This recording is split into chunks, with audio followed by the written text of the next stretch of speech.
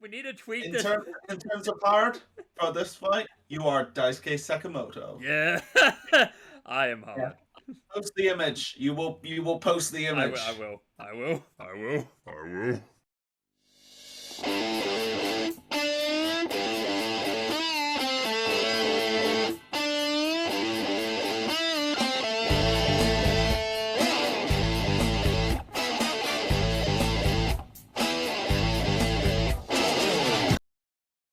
Morning, Luckies. Get fucked. Get fucked. We are no that bit. We don't. We are not doing that bit. We can't do that.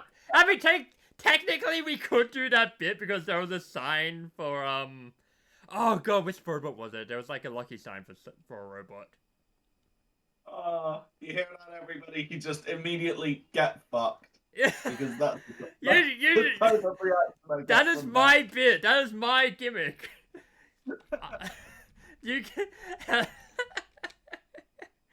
God damn it. Oh man. Anyway, today's episode, we are. Oh that god. Was, we that was so worth it. We're only like 30 seconds in, we're already fucked. Anyway, welcome back, ladies and gentlemen, and those of unspecified genders, to the slowest growing Battlebots podcast in all of creation, as we continue to cover chronologically every battle of the Hulkamania era. No, not really. No. We love you all. I'm Jack, he's Mac, and yeah, we are now covering the Battlebots tournament itself as we move on to the other side of the bracket from the previous week. When was the earliest When was the earliest like robot fighting star, actually, now that I think about it? Oh, you mean like just the oldest robot combat? Yeah, the actual oldest one, because you meant like when you mentioned like the Hulkamania era, it's like was there a robot star like right at the end of that, or what? When was the earliest? The earliest robot combat events that I'm aware of took place in either 1993 or 1994, but they weren't televised. Oh, okay. Okay, so yeah, it would be like that was the time of robots like the Master and La Machine. Oh, interesting. Like that, yeah. That would be right tail end of the Hulkamania era. Fuck. Yeah. But yeah. Yeah. Excuse me if I cough at all during this episode, ladies and gentlemen, but yeah, I seem to have picked up a little something. Hopefully it's not the COVID. Hopefully not. But we know what we can pick up. This fucking pace for the show.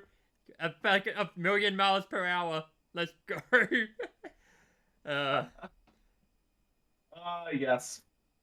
We've reached an excellent stage in the tournament. It's a fantastic episode that we've got to review today as well. But we're going to start out with what was honestly, in both of our opinions, no disrespect to the Vasquez family on this one, but the gimmiest of gimme fights imaginable for Hydra as they went up against Defender. And there's not really a lot to say about the fight itself other than knowing that Defender is on the ass end of an ass kicking in this one. A lot of flipping, as you would expect. Yeah. Hydra just tossed them all over the box with contemptuous ease, and Defender was honestly barely doing anything at all in this. It really couldn't do anything. Like, more than that, like, didn't even seem to have any kind of strategy. They just seemed lost and confused from the beginning. Yep. Maybe it was like the jitters against such a fearsome opponent. Probably, yeah, but like, I don't know, like it just didn't seem like the best like robot to go up against Hydra. Which may have been the point, because they probably really wanted Hydra in the tournament. Yeah, like I said, the gimmiest of gimme fights. Hydra just tosses it all over the place, like brutalizes it with its flipper, and goes swanning into the tournament in, honestly, a pretty great position as well. True. Because as was pointed out by Jake Ewert, it's practically the second seed position for them as well. So they've actually got a really good road through the tournament, depending on how things go later on. But of course, we'll come to that later. Yeah. There's very little to talk about with this match. It's just a showcase for Hydra and an excuse to keep them around in the tournament. You know, again, there's one thing I want to mention is like just the fact that Jake Ewert is always goddamn mugging for the camera. Like he is such. I don't even know why. It's just like he's constantly like just making weird faces. Like he's straight up turning into Hulk Hogan, brother.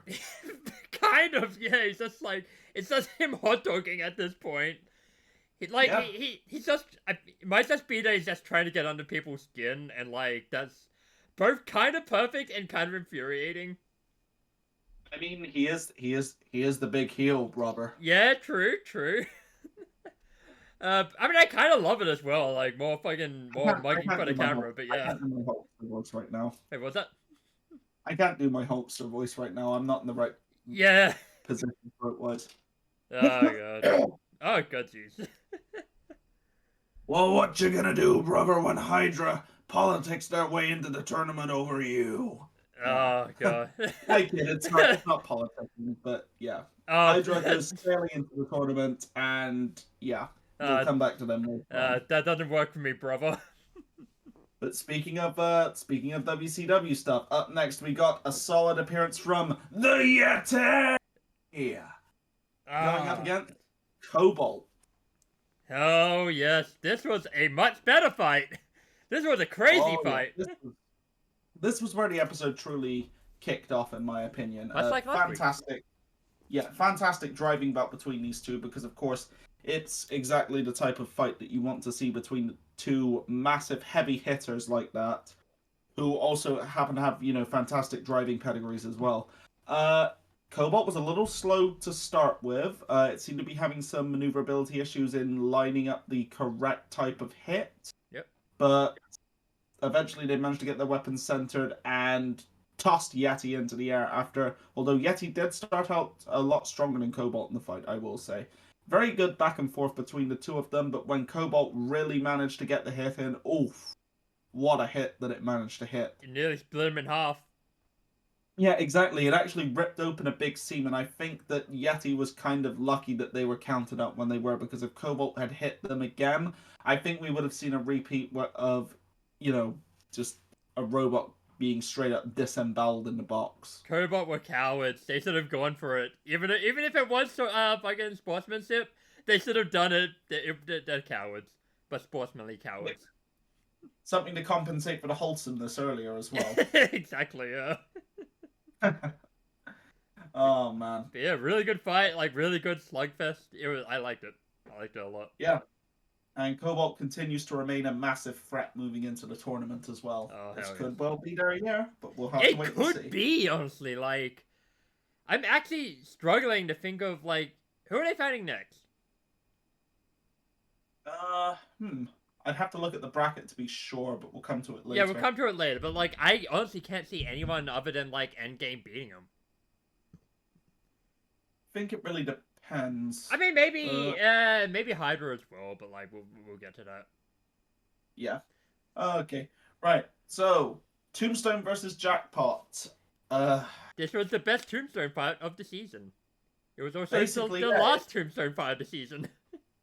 Yes, as we finally saw Ray Billings' run come to an end again, this time in the early stages of the tournament itself, much like previous years at this point. As we see robots who are finally able to match Tombstone blow for blow at this point, and Jackpot, the original, the little bot that could, the budget build from a couple of years ago, now coming in absolutely fearsome and manages to defeat Tombstone. You love to see it. I don't want to call it an underdog win, but like it also kind of is an underdog win.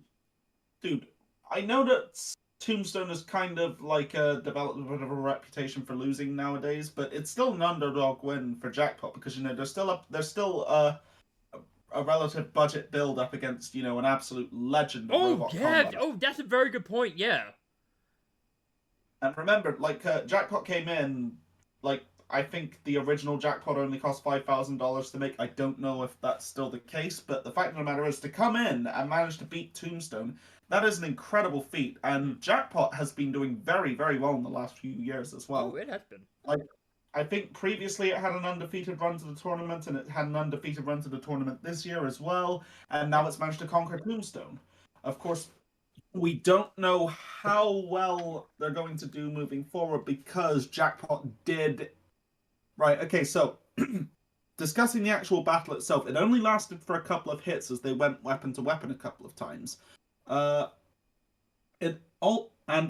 I'm stressing that a couple of times because if I'm remembering right, it was only two, wasn't it, Mac? Yeah, it was two big hits, two very big hits. Yeah. And Jackpot came out of it with its weapon disabled, and as we discovered later, its frame warped as well Yeah. from the impact from Tombstone, which had managed to rip a big chunk of that wedge away. But Tombstone had actually gotten the worst of the exchanges as it was basically shaken to death from the inside and only able to drive in circles, and as a result, it was counted out. Now, yeah, great win for Jackpot, but you have to hope that they're able to fix everything moving forward because damn, it does not look good for the machine moving forward if that's the case, because like having that degree of catastrophic damage or warped frame from the impacts from Tombstone, that's going to be some difficult stuff for them to overcome depending on who their next opponent is. They won, but at what cost? Oh yeah. I mean, I really hope they make it, like, they figure something out. Oh yeah. Alright, now Mac, do you have notes on who was next? Because I don't have it. Jack, why did you not write the notes in, like, order? Oh, you know how it is, Mac. It was the end of a long week. I've been dealing with a lot of stuff lately. I even specifically told you to write notes, and god damn it. Crap. I will be more prepared next time. I need to look at a bracket. Good. I should have had this up to begin with. Organizing. How are we doing worse with the podcast than during the tournament? We should be more prepared.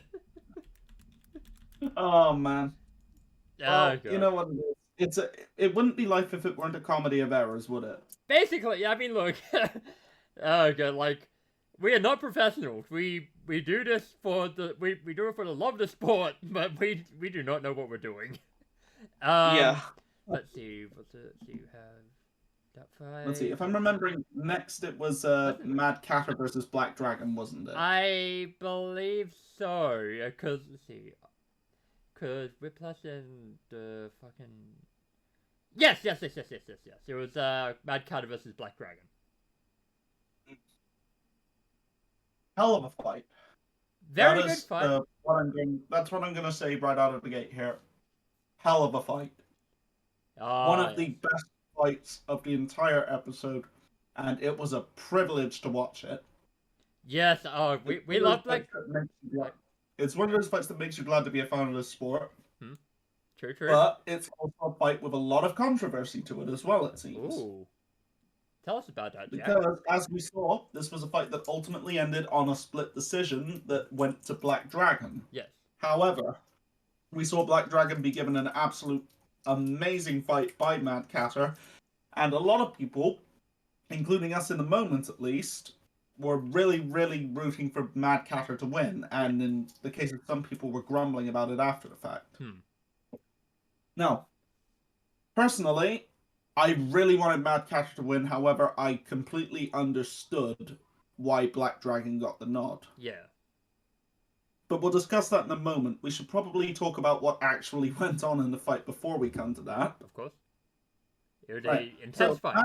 Mad Catter came in sporting an absolutely novel configuration that we hadn't considered, and honestly, I was really, really interested to see what was basically a sword and shield type of configuration to allow them to both defend and self-right and still be able to slip in underneath Black Dragon's new wedgelets and everything. And as we saw, Black Dragon was also sporting what looked to be some custom wedgelets to be able to fight Mad Catter, as evidenced by the paws on them. It was very interesting design choice from Mad Catter, and I wish it paid off more, but at the same time, if they didn't do the box rush and that failed, then who knows how it could have turned out. It's actually what I was about to say. Now, ultimately, we saw Black Dragon eventually manage to take control, albeit it wasn't easy for them to do so at all. Mad Catter gave them an absolutely heroic fight throughout the entire fight and inflicted a lot of damage to them.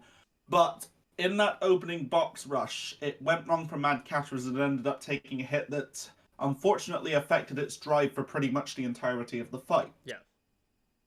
As a result, Mad Catter didn't quite have the precision that it normally does going into these fights, and as a result, Black Dragon was able to demonstrate more control.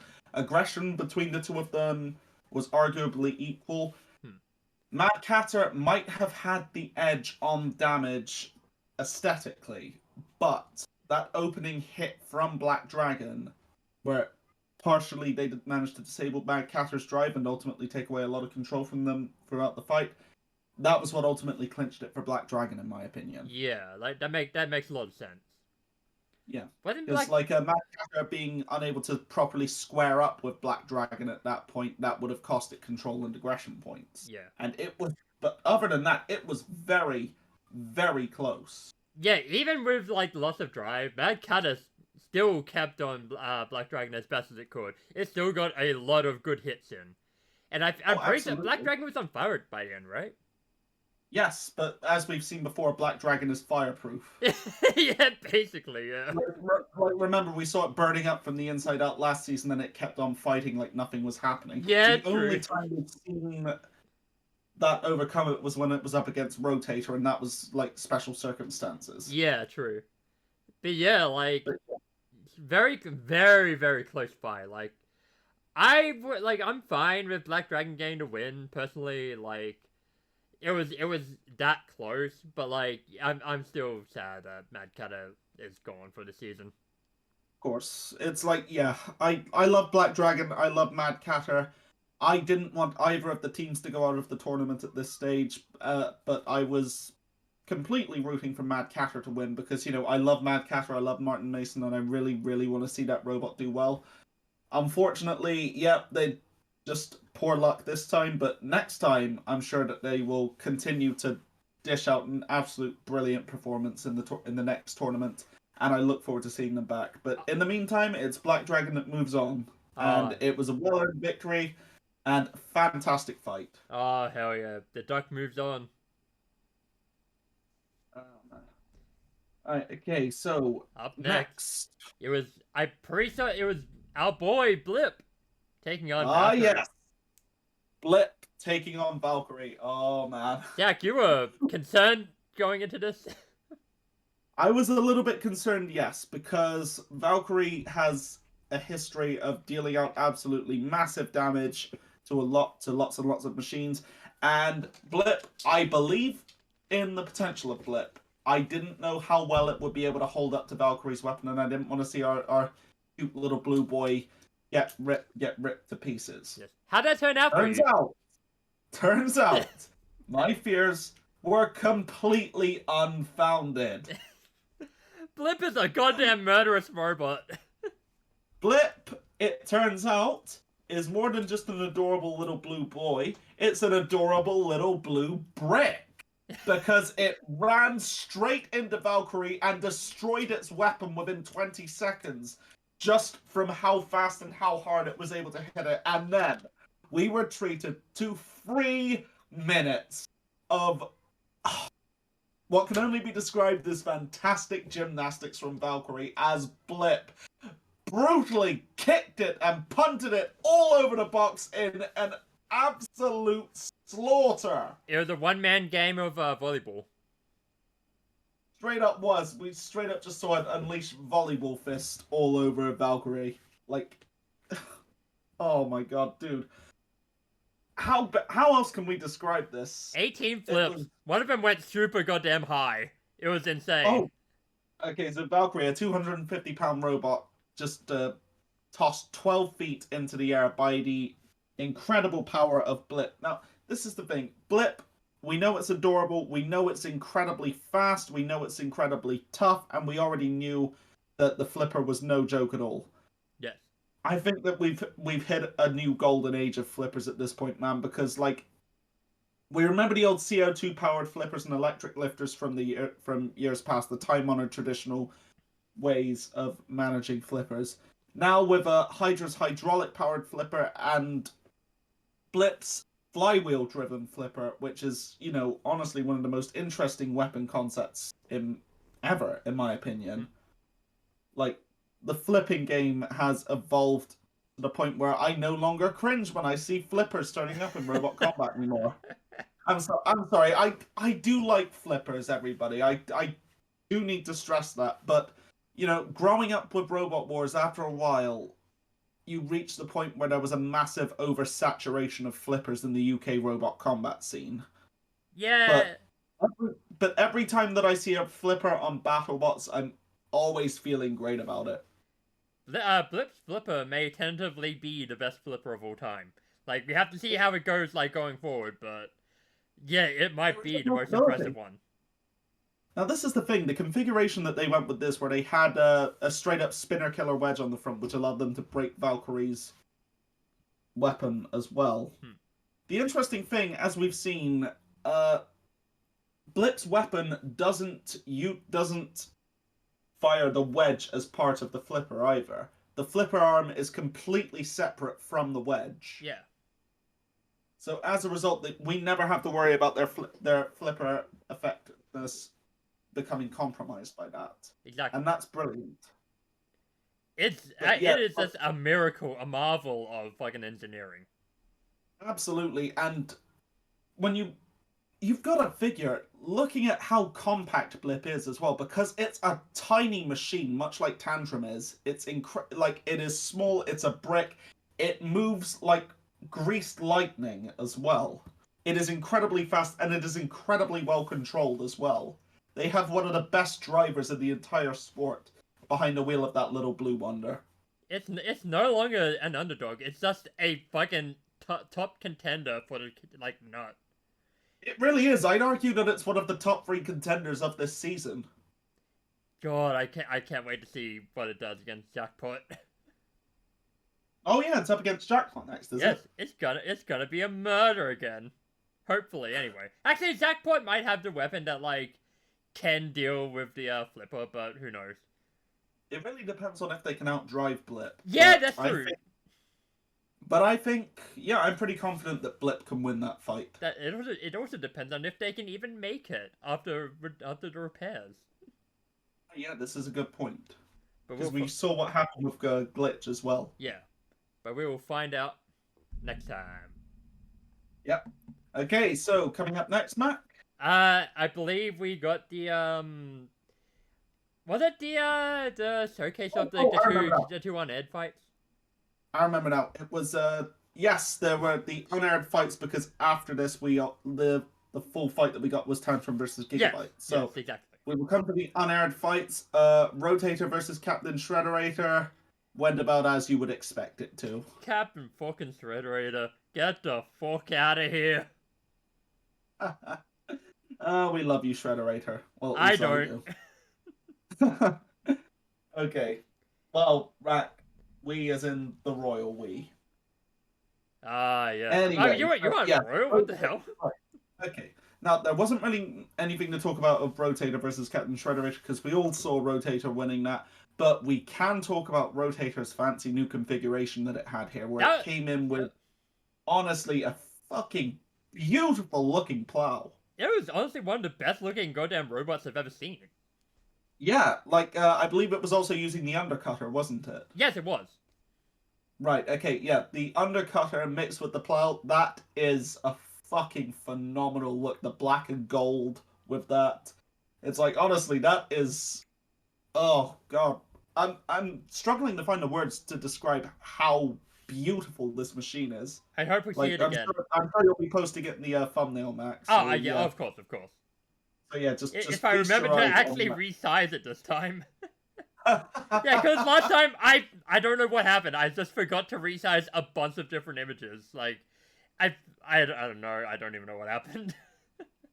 Oh, it happens, my dude. Yeah, yeah. Yeah. But yeah, Rotator looked great. Rotator looking absolutely beautiful here, and Rotator is a very solid shout for the rest of the tournament as well, Yeah, because true. we saw it kill the Unkillable when it knocked out Black Dragon, Oh, and yeah.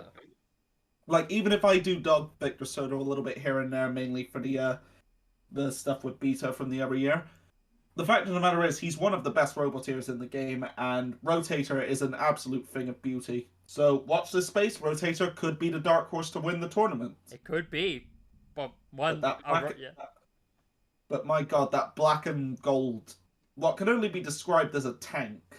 yeah. It's amazing. Or like It's a beautiful. sports car with fucking Thor on it. Yes, yes. Okay, it looks like a fucking supercar. It looks like a thing James Bond would drive. Yes. Oh, brilliant. Elon Musk Add wishes he fucking. could- Add Elon Musk wishes he could design a car that looks as good as Rotator I'll does. add a Photoshop of James Bond riding fucking Rotator here. Okay, so up next we Whiplash have the and other Ice Wave. unaired fight. The other unaired fight. Whiplash versus Ice Wave. Ice Wave got its world turned upside down, and Whiplash moved on in a move that nobody saw coming. Apparently 58 seconds. Yeah. I like Ice Wave, but yeah. At this point, if you're coming in without any way to self-right, it doesn't matter how good a driver you are. You need to be prepared for that eventuality. Yep. Especially when Whiplash is on the field, because Whiplash it will pick its teeth with your bones if you don't have a way to self-right. Exactly. But yeah. Not So much, basically, really not much to say here. Basically, bit of a retread of Whiplash versus Bloodsport. Similar finishing move to that, and yeah, But way Whiplash worse, as apparently. expected. Whiplash moves on into the tournament. Yep. And moving on, the winner of this next fight, Tantrum versus Gigabyte. In a matter of even the full body spinner now has forks. Everybody has forks. Everyone, it's a fucking, it's everyone's just going cutlery this year and like, oh, I have an idea. Forks are the new meta, it seems. It does seem to be that does seem to be the case. Whoever's got the forks, well, you can go fork yourself. I'm just thinking of The Simpsons. You know, yeah. Use the forks. Use the forks. The forks, Omi. Use the forks. But Gigabyte was not to stab Tantrum in the thigh with its forks in this one, I'm afraid. It tried to. Tantrum was quite tentative in this fight as well, driving very hard to avoid those forks as well. Yeah. But ultimately managing to get rid of the forks and resuming its usual aggression. Managed also to get Gigabyte up onto the shelf as well. And we saw what was honestly what was basically a Beyblade attack from Gigabyte at that point. Yeah, true. As it just, managed to spin up and attack Tantrum by leaping off of the upper deck, New Jack style. And managed to deal a lot of damage to Tantrum with that ended up causing it to have control issues for the rest of the fight because it managed to rip off one of Tantrum's wheels in the process. Yeah, true. Now, this is the thing. I came into this expecting a slaughter on the part of Tantrum knocking Gigabyte all over the place, but Gigabyte was actually very, very game in this fight. So all the credit in the world to them. Yeah, like it was way closer than it should have been. Yeah. But eventually Tantrum did manage to get to the point where they got in underneath Gigabyte, managed to hit it in the right way to disable the spinning shell, and despite the control issues that it was having, honestly, at one point I was so scared that Tantrum was going to get counted out. Because of its issues with movement. But it managed to hang on to a judge's decision, where it managed to win the unanimous decision. And unfortunately for Gigabyte, ending Gigabyte's campaign this year. Yeah, like, right at the end of the fight, I was freaking the fuck out, like, just wanting the timer to sew up at 10 seconds, like, I was that invested in Tantrum not losing. Yeah, dude. Like, I'm trying to be impartial, but I'm not gonna pretend I don't have favorites. Tantrum is a robot I want to see go all the way. Oh, I will always show favoritism. Yeah. Oh, Yeah, I but yeah. mean, it's a podcast. We're not professional commentators. We don't really need to be impartial. But yeah, I will be as biased as I possibly can. That is my yeah. guarantee. But yeah, we got to see Tantrum advance, and back to back, we got the two of the most adorable robots who are also absolute killers advance into the tournament even further. And there is a possibility that we could at some point see Blip versus Tantrum. Can you imagine? That could be insane, but there are Blip has a lot of dangerous robots it needs to get by. Yes, this is true. And And Tantrum has a bunch it needs to get by as well. yeah, So. oh my god, yeah, they both have like a very dangerous road. But we'll get to that at the Yeah. end. Yeah, at this point, it's an absolute murderer's row of Yep. high-quality robots ahead of them. And you know what else is a murderer? This next fight, because it murdered our happiness. Oh, yes. We came to the other most adorable robot in the field, Ribbot, the number 2 seed who we were so hyped to see possibly defeat the number 1 heel in all of BattleBots. Alas, it was not to be. We wanted a free-peat, and it did not happen because the referees are crooked. I mean, they're not crooked. I need this controlled movement.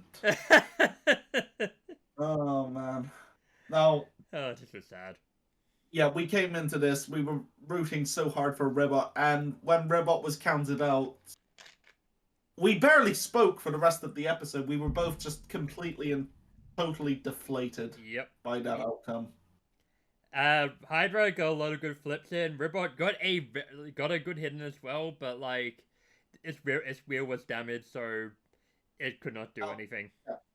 Ribbot's credit, it looked at one point like they were going to completely destroy Hydra's flipper, but Hydra managed to survive long enough to be able to, inflict the killing flip on Ribbot because it managed to bend one of the wheel hubs. And unfortunately, Ribbot, even if it was showing controlled movement, it was moving so slowly that there was no way it was going to be able to engage Hydra at that point, and so it was dutifully counted out. Yeah. It sucks to see Ribbot go at this stage. It really does, because I really, really wanted to see Ribbot do well. Yeah. But unfortunately, it just wasn't to be this year. Like, which sucks because it had such a killer run up to the tournament. Like, it was undefeated. Ribbot looked unstoppable going into the tournament. Yeah. I mean, hopefully next year, though. Hopefully next year. Yeah. Well, it's a matter of when, not if, with them. Yeah, exactly. Like, and unfortunately, we don't get any more fun skins this year, so we have to wait for next year. That was unfortunate. But please, if for some whatever reason you're listening to this, more different, like more frog designs, please. Like Poison Dart Frog, I guess Cane Toad, maybe with the blue frog that exists somewhere. I'm sure there are other frogs as well. Please. Yeah. More fun frog designs. Thank you. Absolutely. But yeah, Hydra showing that it's as the number 1 heel. I guess we've got to have the number 1 heel in the tournament, and Hydra goes continuing onwards. We got more mugging from Jake Ewert. He cut a heel promo. What can you say? Oh man, I was like, okay. Well, I think his face, like right before the start of this fight, was like the craziest one he's ever made. It's like I put it up here, but like it's straight up supervillain face. It is. He's just a straight up super. He's just acting like a supervillain. It's kind of great, but also it's super weird. Yeah, like we know he's playing a character and everything, and somebody's got to be the villain. Honestly, he seems like a nice guy. Like it seems like he's the type of guy like you'd have fun playing games with. Oh yeah, well, until he brings out the bike rack. Yeah, the turbo controller. Oh god. Well, I guess he doesn't have to worry about it. He's got that bad dragon money after all. I mean, he would if they would let him if he'd let them be a sponsor. I know if they'd let him have them as a sponsor even. Yeah, I guess in that case he was the one who got fucked. Da-da-da-da. God, could you imagine if they actually let it happen? Well, I mean, he managed to get the Bad Dragon mask onto the air. Yeah, true. But he's got a sticker on his toolbox that he brings out with him. So Yeah. Oh, honestly, God. no, knowing that he's sponsored by them actually does make me like him because it's like the sheer audacity. He's amazing. He's just a troll, and I love it. Yes. Please stop being. Don't stop being you. Even if you are kind of, even if you do rub people the wrong way, keep doing it. Even though I hate it. You know, honestly, I don't have a problem with Jake Ewert himself. I just don't want him beating my favorites. That's it. Yeah. I mean, that's basically what it boils down to. Like, it's just the wrestling philosophy of heels shouldn't be likable. Yeah, basically. And he does his best. He actually does his best, and I like it. And with that, we've come to the end of the episode, so we can now review the current state of the bracket. Yes, indeed. So I'm going to bring that up so I can look at it. Okay, so starting from the top. Next fight, we have Hydra versus Black Dragon. Oh, wow. What a fight that's going to be. That's going to be... I it's hard to tell, like, how this is going to go. Because on one hand, Black Dragon is a force. But on the other hand, Hydra has that goddamn blind luck of a heel. Oh, yeah. That blind luck and, like, actual fucking talent. But yeah, like, that's absolutely gonna be a main event, like, one of the closing matches of... Actually, maybe not, but, like... Okay, actually, I could see this fight being the opener for the next show and, like, the endgame match being the main event. Well, I mean, you gotta remember, Mac. Wait, am I looking at this correct? Yes. Yeah, the same day. Oh wait. Yeah, all this the same day. Cool. Okay, yeah, that's gonna be an insane fight. Yep. Blip versus Jackpot as well. That's gonna be fucking beautiful. Yeah, I'm really looking forward to seeing that, and it's gonna be an excellent driving match. But I'm quite confident in picking Blip to win that fight. Yeah, I think never know. Jackpot has shocked the world before. Yeah, true. But then again, I think Blip has the is way better at like the driving board than Jackpot. So I think they're gonna get around him and flip him over. I get the feeling that Blip could even if Jackpot does have a Shreemec this time, which I'm pretty sure it does. Yeah, it's got a Shreemec on the back. If Jackpot hasn't managed to fix its frame properly, you've got to figure all of the flips from Blip are eventually going to shake something loose. Exactly. And even a robot as robust as Jackpot can only survive being shaken to death for so long. Yeah, true. Whiplash versus Cobalt. Oh boy. That's gonna be a murder in either direction. That is going to be an amazing, amazing fight. We will have two of the best drivers in Robot Combat history, one of the most destructive robots in Robot Combat history, and one of the best pound-for-pound control bots in Robot Combat history. What are the odds that Cobalt rips Whiplash in half? Honestly, that's a 50-50 shot, to be honest, my friend. Yeah. If he gets it in the right position. I can't pick a winner between these two. Like, the smart money says never bet against Matty Vasquez. At the same time, I never want to bet against Cobalt either. Yeah, Cobalt I cannot pick a winner between these two. Cobalt is a murder machine. Like, it really is. It's gonna take... It would take, like, something... I mean, at this point, it's gonna take something, like, massive to take it down. Yeah, pretty much. Like, anything can happen in Battlebots, so we'll have to wait and see. True. But, what a fight that's going to be. And speaking of amazing fights, another fight where I'm not going to be able to pick a winner at all. Rotator versus Tantrum.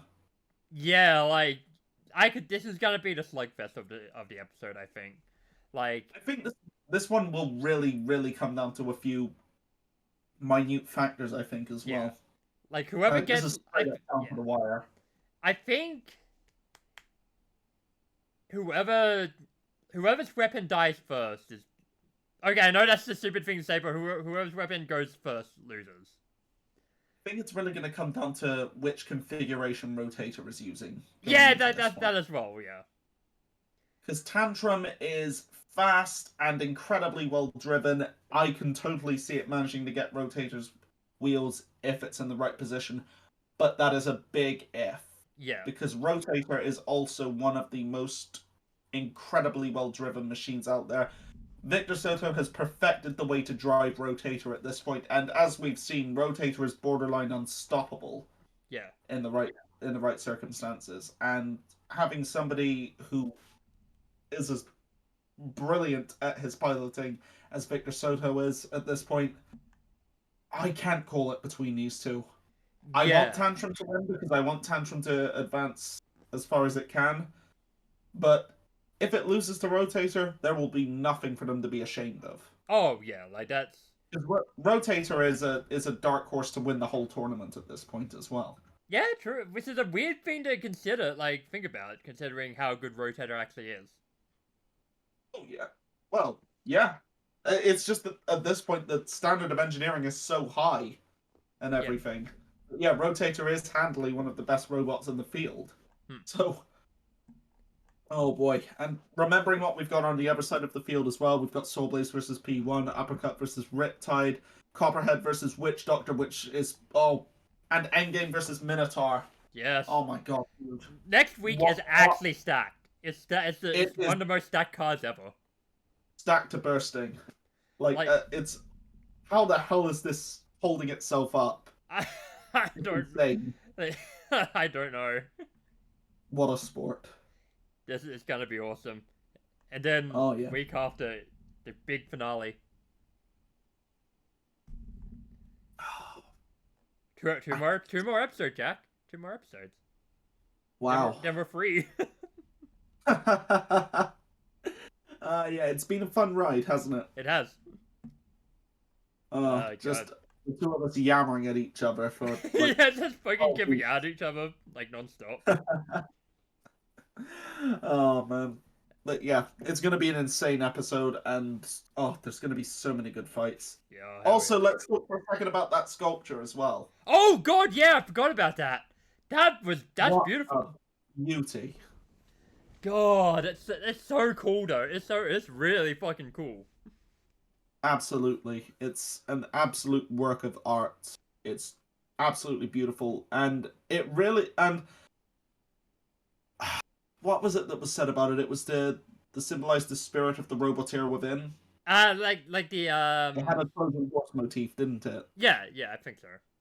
Yeah, that is amazing. Just spectacular. I kind of hope they do that again next year as well. Yeah. Just more stuff like this, please. More engineering highlighting. Because this is a great platform for introducing people to engineering from all walks of life, and it's just wonderful. It's fucking beautiful. Yeah. Okay, so with that, we come to the end of the episode. Now, do we have anything to talk about the off-topic segment of the week? Jack Awards. Oh, yes. Oh, yeah, we do. How could you forget? Another one of those situations where we didn't discuss the awards beforehand. I mean, whatever. It's okay. Okay, so knockout. What do you think knockout? Good question, but I would say...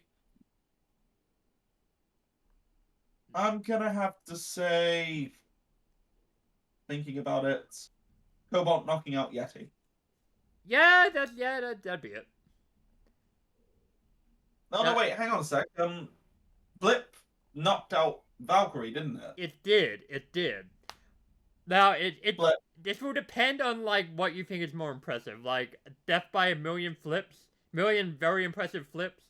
Or, like, Cobalt just murdering a dude in, like, a minute 30. Oh, well. Which do you think, my friend? Honestly, I'd probably just go Cobalt. Like, it was very impressive. It was a very impressive knockout.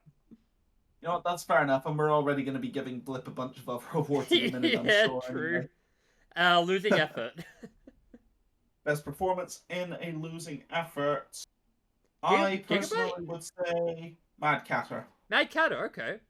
Yeah, I'd agree. Like, I would say that. Like, I would say Gigabyte is also a strong contender for that. We'll mention the Gigabyte was what I was going Yeah. to say, yeah. And But I yeah, think of the two, I think it was closer with Mad Catter. yeah. Okay, I'll agree with that. Okay, Let's so, see. Driver. Oh, I'm pretty sure I'm going to have to say Blip for that one. yeah, yeah, that was Just absolutely bullying Valkyrie all over the box. And Valkyrie's an incredibly well-driven machine as well. yeah, beautiful driving to knock to destroy the weapon. Beautiful driving to just flip it all around. Just it asserted its dominance. It was beautiful to watch. Absolutely. Let's see. The Spike Dudley. Yes, the underdog victory of the week. That's for Now, once we can't give it a Blip. And this is the thing. We are at a point where, considering it's the tournament stage, it's really difficult to actually give out underdog awards at this point, isn't it? It is. It really is. Jackpot. Oh, jackpot. Yes, jackpot fits the bill there. Yeah, if it Blip is no longer an underdog, and that is fucking wonderful. Yes. So yeah, jackpot gets the dub, and finally, fight of the night. Fight of the night. This is a hard. Mad Cat Black Dragon, in my opinion. Oh yeah, honestly, that's up there. It's either that or Blip versus Valkyrie for me, because Blip versus Valkyrie was just a beautiful beatdown to watch. It was fucking awesome to see. Yeah, but as far as back and forth fights, I think it's Mad Cat versus Black Dragon. Yeah, okay, fair. Also, a bit of a shout to Blip versus Valkyrie, basically just an extended ass kicking. Yeah, also a shout to Cobalt versus Yeti, though. Yes, that was a very good fight too. Okay, so with that, we are at the end of the episode. Mac, do you have anything you want to talk about in the off-topic segment of the week? Not really. The new Ghost album was awesome. It's really good. Oh yeah. Yeah, have you listened to it? I have not, no. Oh, dude, listen to it. It's so good. It's there's a lot of really good songs. I don't think there's a single bad song in it. Maybe Hunter's Moon's not great, but it's still a decent song. Yeah, I would say okay. So the best three songs I would say is Kaiserian, which is just an absolute bop. Call Me a Little Sunshine, I love. At first I didn't know what to think of it, but it's grown on me a lot, and I love it. And Respite the Spiral Fields is a fucking beautiful ending song. Okay, I'll give it a listen to when I can. Yeah, it's so it's such a good album. Awesome. It's a very good listen. 20s is a weird song. I don't know why. It's just super weird.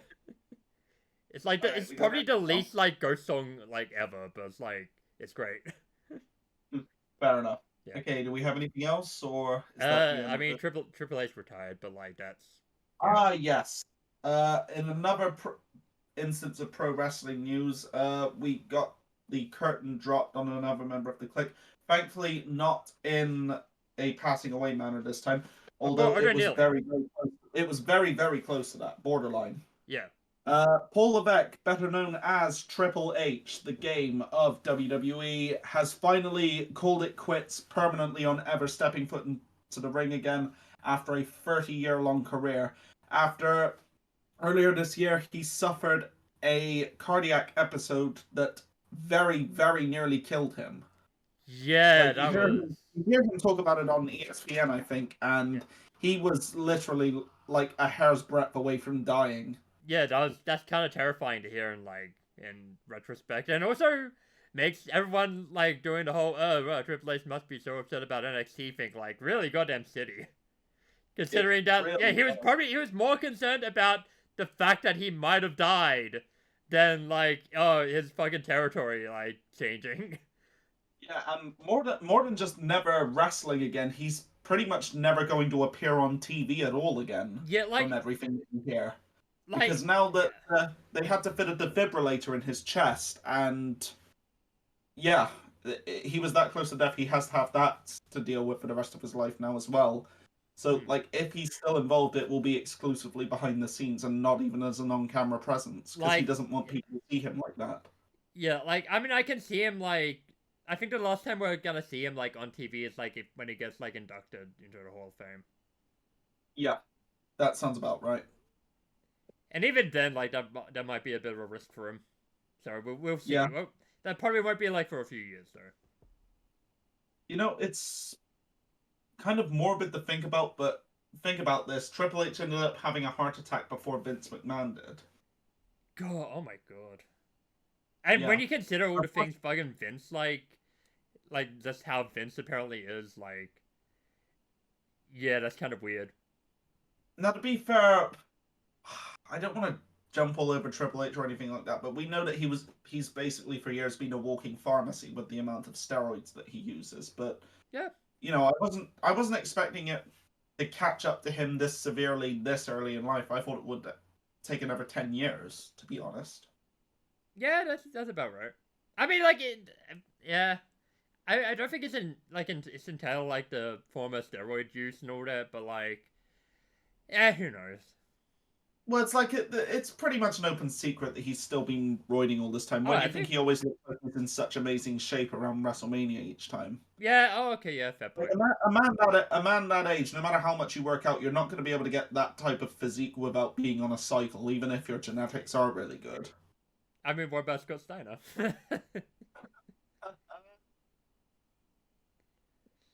Man. But yeah.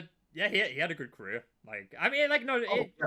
it was a good career, but at the same time, like, he sort of dropped the belt, like, many goddamn times over. He sort of dropped it to Booker T at WrestleMania. If anything, he overachieved, but that's not to take anything away from him, Yeah. because, you know, he was a very, very good talent in his own right. Oh, he was. Like, it's just, like, all the politicking, like, it kind of ruined his image in the long run. Yeah, he just wasn't the best at wrestling like he thought he was, Yeah. and how his wife thought he was. So Yeah, although the street fight with Cactus Jack at Royal Rumble. oh yeah, That's a dude, goat match. That's a goat tier match. Right before he tore his quad, one of the best workers in the world. Yes. Fantastic worker. Afterwards he was good, but like not as good as he He was used to still be. good. He was still good after he tore his quad, but he wasn't anywhere near as good. Yeah, and then he tore his second quad, and it went weird. Yeah. You know that But, match happened at like the very second pay-per-view I ever watched. Oh really? Yeah, because like the first pay-per-view I watched was Armageddon 2006, and like the second one was that New Year's Revolution. Oh, cool. It was interesting. The John Cena and Micah match was pretty good. Fair enough. Right, okay, so with that, we have covered pretty much all of the ground that we were going to cover this week. You were tired. Well, I was at the gym earlier. Yeah, true. You're always at the gym, Jack. Yes, I really am nowadays. I'm at the gym like 2 or 3 times a week, more like 3. Even So- when you're flying to and that's Japan, not- you're gonna be like at the gym. and You're that's gonna not- just be training. That's not counting the kickboxing I do as well, so yeah. Well, you know how it is, Mike. When I get to Japan, they're getting the strongest version of me they're going to get. True, and At least you're until gonna I fight find all the out badasses. whatever else. They're But gonna. I also don't know how hard it's going to be for me to find an affordable gym while I'm over there. So I mean, yeah. I figured it would depend on like where you get settled down and all that. Yeah, but apparently the gym over there is quite expensive. Oh, is it? Yeah, something like 10,000 yen a month in some places. Oh, jeez. Okay. Which in GBP would be £65. Oh, okay. Would it be For worth you, like that- investing in like a for you, home that gym? would be like, for you, that would be like $120 to $130 a month. Oh, okay. So, Oh, wow. Oh, damn. yeah. Would it be Yeah, like the worth it to gym over invest there in a is- home gym? Huh? Would it be worth it to invest in a home gym, like while you're there? Well, I'm going to be living in a company apartment. Fuck so yeah, that's true. That's true. I wouldn't have room for a home gym there. I mean, you can get like Yeah. like some dumbbells. Dude, Japanese apartments are tiny. You can get one really tiny dumbbell. There is more to working out than just dumbbells, my friend.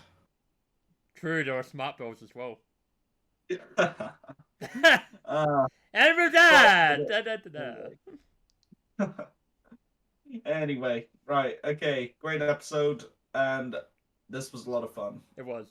Matt, do you have anything you want to say before we sign off? You know I always don't. Always don't, never do. Yep. Semantic. No, I mean, Okay, come on. Let's until not next get into time my when we- speech now. Yeah. Okay. Until next time, when we will cover the semis of the Oh, I'm well, semi right now. not the semis, the quarterfinals of the tournament in earnest. Yes. Until next time, he's Mac. I'm Jack. Take it easy, everybody. Stay safe. Bye-bye.